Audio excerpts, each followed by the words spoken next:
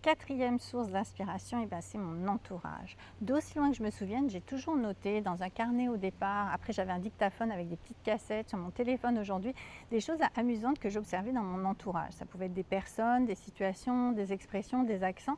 Et comme j'ai déménagé 19 fois dans 4 pays différents, mon entourage a été et est toujours une source d'inspiration inépuisable.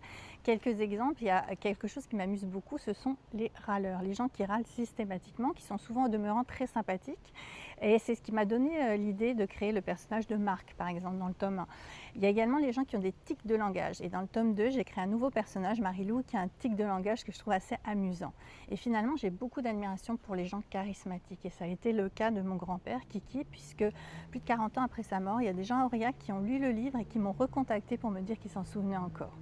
Donc vous aussi, observez un petit peu ce qui se passe autour de vous. Il y a des choses amusantes. Et sinon, je vous dis à la semaine prochaine pour la dernière source d'inspiration.